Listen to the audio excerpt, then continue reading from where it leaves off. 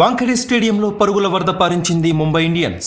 ఆఖరులో Mumbai batsman Romario Shepherd 10 బంతుల్లో 39 పరుగులు చేసి విధ్వంసం సృష్టించాడు. ఢిల్లీ క్యాపిటల్స్ బౌలర్ నోకియా వేసిన 20వ ఓవర్లో 4 సిక్సర్లు 2 ఫోర్లు బాదాడు.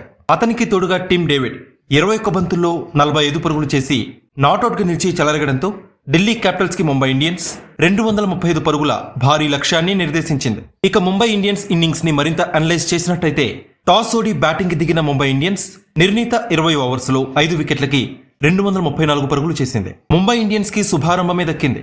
రోహిత్ శర్మ, ఇషాన్ కిషన్ తొలి వికెట్ కి 7 ఓవర్స్ లో 80 పరుగుల భారీ భాగస్వామ్యాన్ని నెలకొల్పారు. ఆది నుంచే వీరిద్దరూ దూకుడుగా బ్యాటింగ్ చేయడంతో ముంబై పవర్ ప్లేలో ఏకంగా 75 పరుగులు సాధించింది. అయితే అర్ధశతకం దిశగా సాగుతున్న రోహిత్ శర్మని అక్షర్ పటేల్ చక్కని బంతితో క్లీన్ బౌల్ చేశాడు.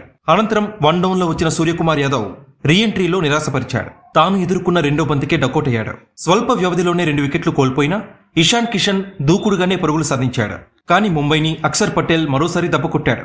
ఇషాన్ ఇచ్చిన రిటర్న్ క్యాచ్ ని ఒంటి చేత్తో అక్షర్ పటేల్ గొప్పగా అందుకున్నాడు. ఆ తర్వాత వచ్చిన తిలక్ వర్మ ఎక్కువసేపు నిలవలేకపోయాడు. ఖలీల్ అహ్మద్ బౌలింగ్ లో అక్షర్ కి క్యాచ్ ఇచ్చి వెనుదిరిగాడు. దీంతో ముంబై 4 వికెట్లు కోల్పోయి 121 పరుగులు చేసి క్లిష్ట పరిస్థితుల్లో పడింది.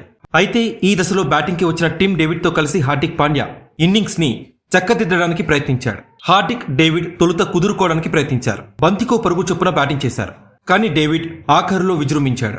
హార్దిక్ అవుట్ అయినప్పటికీ టీమ్ డేవిడ్ విధ్వంసం కొనసాగించాడు. అతని ధాటికి ఖలీల్ అహ్మద్ వేసిన 17వ ఓవర్లో 17 పరుగులు, నోకియా వేసిన 18వ ఓవర్లో 16 పరుగులు, ఇషాంత్ శర్మ వేసిన 19వ ఓవర్లో 19 పరుగులు వచ్చాయి.